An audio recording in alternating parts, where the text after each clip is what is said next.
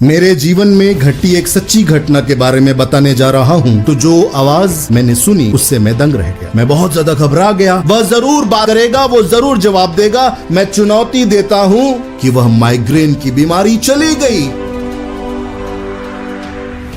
कैसे मेरी गवाही पर प्रभु यीशु मसीह ने मुहर लगा दी और वह गवाही जिंदा गवाही बन गई है। और आज मैं उस गवाही को आपके सामने लेकर आया हूँ।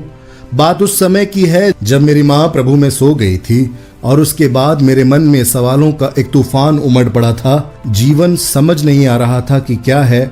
जीवन और मृत्यु के बीच में, सवालों के तूफान के बीच में फंसे मुझे प्रभु यीशु मसीह ने बचाया और प्रभु यीशु मसीह ने मुझसे मुलाकात की और उस मुलाकात ने मेरे जीवन को बदल दिया। जब मेरे जीवन में प्रभु यीशु मसीह का राज्य शक्ति के साथ प्रकट हुआ तो बहुत सारे परिवर्तन स्वतः ही नजर आने लगे। और उसके बाद मेरे उन मित्रों ने जो स्कूल में मेरे साथ पढ़ते थे, कॉलेज में मेरे साथ पढ़ते थे, वो मुझसे शिकायत करके कहने लगे कि तेरा जो व्यवहार है बहुत बदल चुका है। क्योंकि जब हम संसार में होते हैं तब हमारा व्यवहार वैसा होता है जैसा कि संसार का है। लेकिन प्रभु यीशु मसीह से जब मेरी मुलाकात हुई, प्रभु यीशु मसीह ने जब मेरे जीवन में अद्भुत काम किए और मैंने यह जान लिया कि स्वर्ग एक वास्तविक जगह है, स्वर्ग वास्तविकता है। मैं बचपन से क्रिश्चियन तो था, लेकिन मैं जानता नहीं था कि प्रभु यीशु मसीह जीवित है और सच में यह वास्तविक है। आत्मिक संसार की वास्तविकता, स्वर्ग की वास्तविकता मेरे जीवन में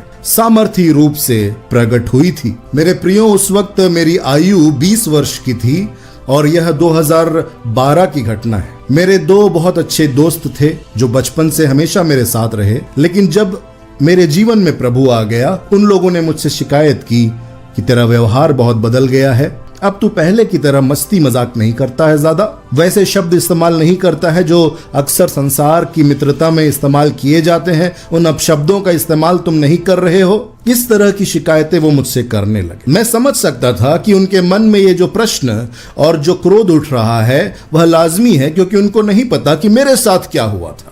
इसलिए मैं उन दोनों दोस्तों को एक पहाड़ी पर ले गया और उस पहाड़ी नुमा जगह पर हम तीनों बैठे हुए थे। मैंने उन दोनों से यह कहना शुरू किया कि मेरे दोस्तों सुनो, मेरे साथ प्रभु यीशु मसीह ने क्या किया है। प्रभु यीशु मसीह ने मुझे दिखाया है कि वही जीवित परमेश्वर है। मेरे जीवन में जो अलौकिक और अद्भुत घटनाएं हुई हैं, उसके बाद सब कुछ बदल गया है। मेरा नजरिया बदल गया है। जीवन को देखने का मेरा नजरिया बदल गया है।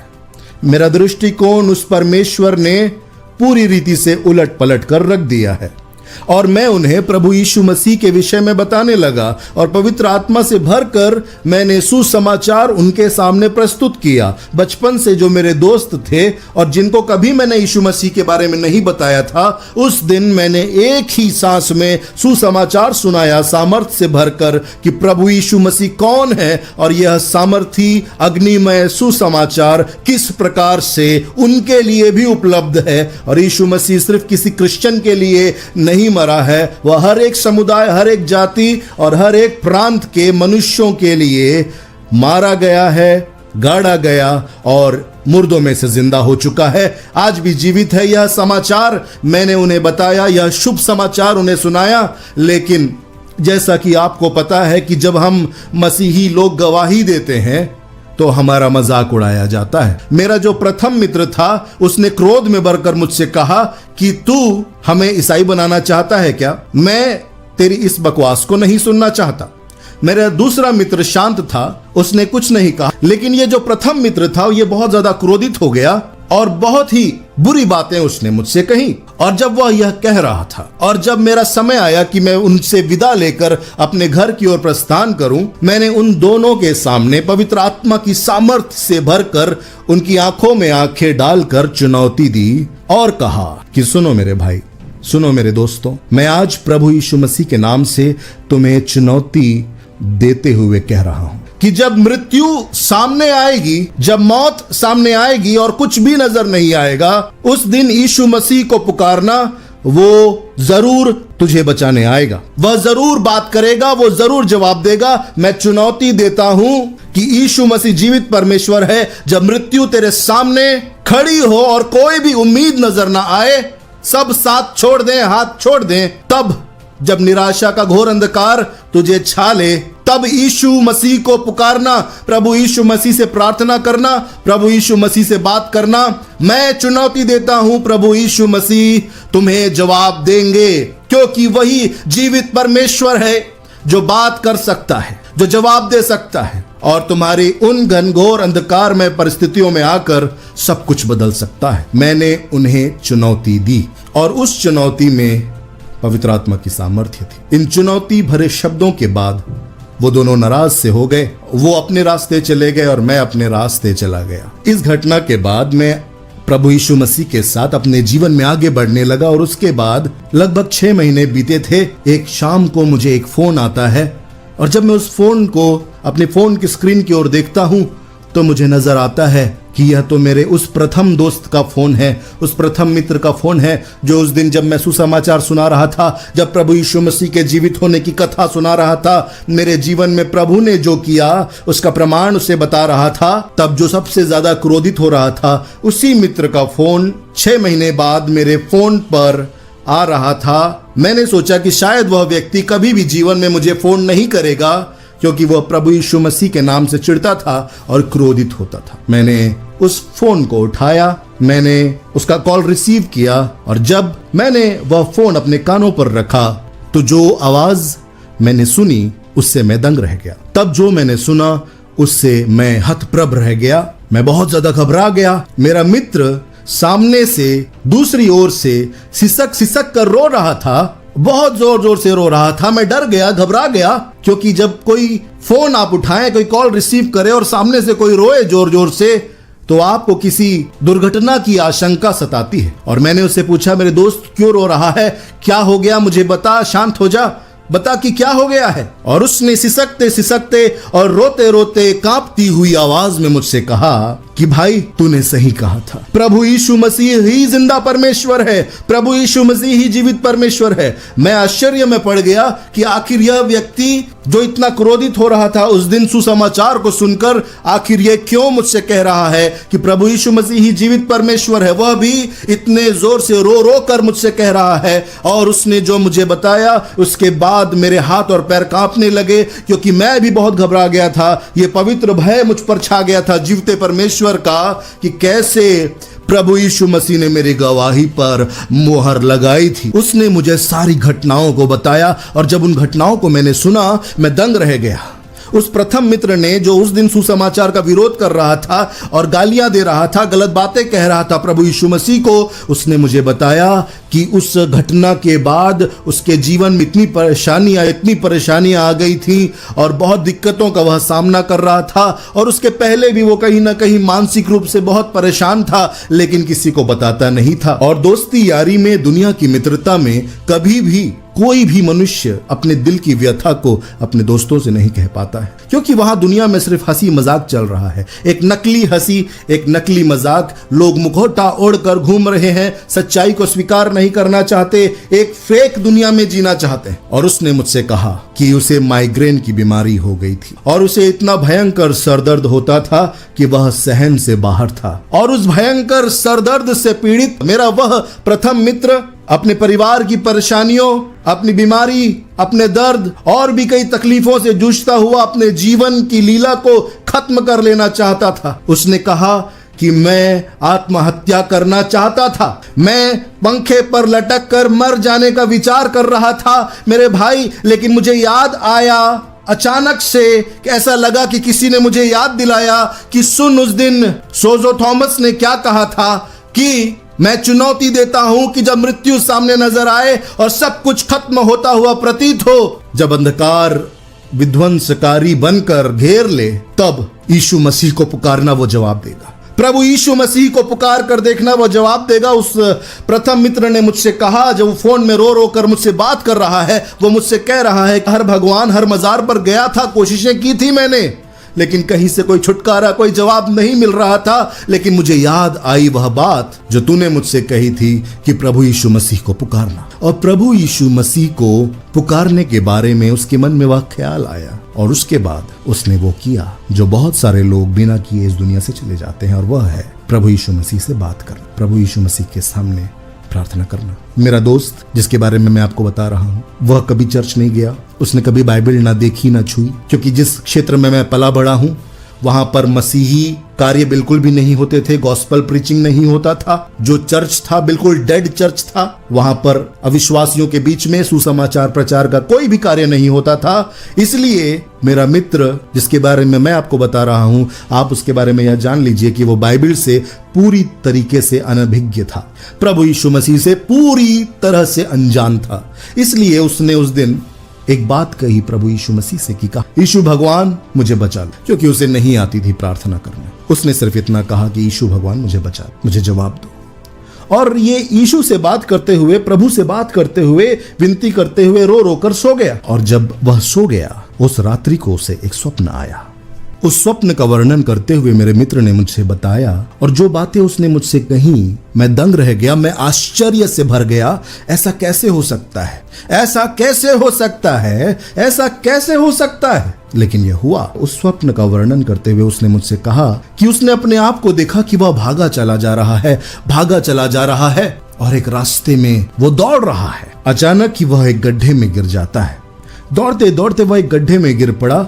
उसने महसूस किया कि वह एक गड्ढे में है। वह अपने आप को चारों तरफ अंधकार से भरे हुए उस गहरे गड्ढे में देख रहा है। उसने मुझे बताया कि भाई, मैंने अपने आप को सपने में एक गड्ढे में देखा जो कीचड़ से भरा हुआ था, गंदगी से भरा हुआ था। और उसने हर एक ईश्वर को पुकारने की कोशिश की, जिन जिन का नाम वह जानता था, लेकिन उसने अंत में प्रभु यीशु मसीह को पुकारा। अपने स्वप्न का वर्णन करते हुए मेरा मित्र मुझसे कह रहा था कि भाई, मैंने स्वप्न में प्रभु यीशु का नाम लिया तब अचानक ही मैंने देखा श्वेत वस्त्रधारी, सूर्य से भी ज्यादा उज्जवल उसका चेहरा था। उसका चेहरा तो नहीं दिख रहा था क्योंकि रोशनी इतनी ज्यादा थी, और वह रोशनी से भरा हुआ एक सामर्थी पुरुष वहां पर उपस्थित हुआ। और उसने अपनी एक लाठी लेकर मेरे मित्र की ओर बढ़ाई, और मेरे मित्र ने उसकी लाठी को थाम लिया।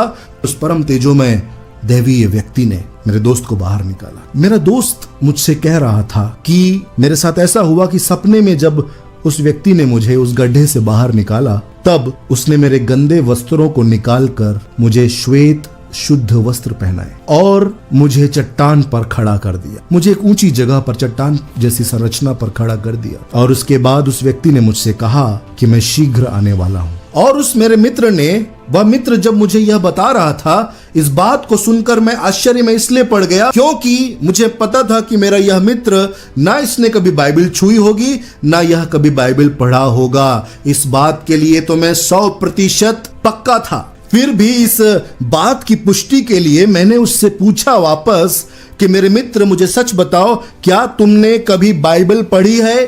क्या तुमने कभी प्रभु यीशु मसीह के बारे में कुछ सुना है, कहीं किसी चर्च मीटिंग में या किसी पादरी से मिले हो या कुछ भी ऐसा किया है? उसने मुझसे कहा कि नहीं, मैंने कभी बाइबल देखी तक नहीं है, ना मैंने बाइबल छुई है। तो मैंने उससे कहा, मेरे मित्र, जो बातें तू अपने स्वप्न के बारे में बता रहा है और उस परम तेजोमय दैवीय पुरुष के विषय में कह रहा है, यह तो वह बातें हैं जो बाइबल में लिखी हुई हैं। अगर तूने कभी बाइबल देखी नहीं, बाइबल छुई नहीं है, तो कैसे यह बातें तुझे स्वप्न में उस व्यक्ति के द्वारा सुनाई दी? इसका मतलब वह व्यक्ति प्रभु यीशु मसीह ही है। मेरे प्रियो, प्रभु यीशु मसीह ने मेरी उस चुनौती का जवाब दिया उस मेरे मित्र को स्वप्न में दर्शन देकर। मेरे मित्र ने बताया कि उस स्वप्न में जैसे ही प्रभु यीशु मसीह ने उससे कहा कि मैं शीघ्र आने वाला हूं, और उसके बाद मेरे मित्र के सर पर हाथ रखा प्रभु ने, और ऐसी सारी बातें मेरे मित्र ने मुझसे कही जो बाइबल में लिखी हुई हैं। और उसने मुझसे कहा, उस तेजोमय व्यक्ति ने, यानी कि प्रभु यीशु मसीह ने मेरे ऊपर हाथ रखा। मेरा मित्र मुझसे कह रहा है कि उसने मुझ पर हाथ रखा स्वप्न में, और अगले दिन जब वो उठा तो मेरा मित्र मुझसे कहता है कि वह माइग्रेन की बीमारी चली गई, और उसके बाद उसे वह दर्द कभी नहीं हुआ। आज तक 2024 है, आज तक वह मेरा मित्र स्वस्थ है और पूर्ण रूप से चंगा है। प्रभु यीशु मसीह ने स्वप्न में उससे मुलाकात करके उसे चंगाई दी। प्रभु यीशु मसीह ने उसकी पुकार का जवाब दिया। मेरे प्रियो, ऐसा कौन परमेश्वर है जो जिंदा है और जो जवाब देता है? आप अपने जीवन में जब भी गवाहियां दें तो बिना डरे गवाहियां दें। आपके जीवन में प्रभु यीशु मसीह ने जो किया है, निर्भीक होकर हर किसी के सामने गवाही दें। गवाही देने से कभी भी पीछे ना हटें, क्योंकि आपकी गवाही पर मुहर लगाने के लिए आपके परिवार के सामने, आपके मित्रों के सामने, आपके समाज के सामने, आपके राष्ट्र के सामने, आपकी उस गवाही का पुष्टिकरण करने के लिए, आपकी उस गवाही को कंफर्म करने के लिए, आपकी उस टेस्टमनी को पक्का करने के लिए प्रभु यीशु मसीह जिंदा परमेश्वर आपके साथ है। मैं और आप जिस प्रभु पर विश्वास करते हैं वो अद्भुत परमेश्वर है, जिंदा परमेश्वर। जब उसने मुझे यह पूरी घटना सुनाई कि कैसे वह चंगा हो गया, कैसे स्वप्न में प्रभु यीशु मसीह ने उसे दर्शन दिया, मैं उससे कहने लगा, मेरे भाई, मेरे हाथ और पैर ढीले पड़ गए हैं। यह सुनकर मैं पवित्र भय से भर गया हूं प्रभु के। उस घटना के बाद मेरे मित्र ने मुझसे एक नया नियम मांगा, एक बाइबल मांगी। बाइबल की एक छोटी सी प्रति मैंने उसे दी। नए नियम की पुस्तक को उसने कुछ ही महीनों में कई बार पढ़ लिया। मत्ती से लेकर प्रकाशित वाक्य कई बार पढ़ते गया और उस वचन ने उसके जीवन को बदलना शुरू किया। उसने मुझसे कहा, बाइबल के वचन जिंदा है, बाइबल के वचन दैवीय और जीवित है, अद्भुत है। मेरे दोस्त का जीवन पूरी तरीके से बदल गया। मैंने उससे कभी कुछ नहीं कहा, एक बार बस गवाही दी, चुनौती दी। प्रभु यीशु मसीह ने उसे कंफर्म किया। प्रभु यीशु मसीह ने उस पर सील लगाकर कहा, मेरे बेटे, सोजो ने जो कहा है वह सत्य है। इस सत्य के सुसमाचार को हम फैलाते रहे। रुकावटें हजारों हो सकती, लाखों हो सकती हैं। हमारे मुख से निकली हुई हर एक गवाही न जाने किसका जीवन बदल, यह गवाही न जाने किसकी जिंदगी बदल। क्योंकि कुछ ही दिन पहले मेरे YouTube चैनल में कमेंट मैंने पढ़ा, उसमें लिखा हुआ था, एक लड़का कह रहा था कि मुझे जीने की इच्छा नहीं है, मरना चाहता हूं, मैं क्या करूं। इसलिए इस गवाही को आप शेयर कीजिए। मैंने अपनी जिम्मेदारी निभा दी, अपनी साइट से मैं इसे अपलोड कर रहा हूं YouTube पर। आप इसे YouTube पर देख रहे हैं, अब आपकी जिम्मेदारी है कि आप इसे शेयर कीजिए। क्योंकि जब आप शेयर करेंगे, मसीही व्हाट्सएप ग्रुप, जितने भी क्रिश्चियन व्हाट्सएप ग्रुप हैं उसमें शेयर कीजिए, ताकि हर एक जवान के अंदर, मैं 20 साल का था, मैंने चुनौती दी। आपकी उम्र क्या है, चाहे आप छोटे हो या बड़े, आपकी उम्र की सीमा मायने नहीं रखती। केवल एक ही बात मायने रखती है, प्रभु यीशु मसीह की आत्मा से भरे हुए होने चाहिए आपके जीवन में अभिषेक हो प्रभु का। उसके बाद जब आप मुख खोलेंगे, परमेश्वर का आत्मा उसे साबित करके दिखाए।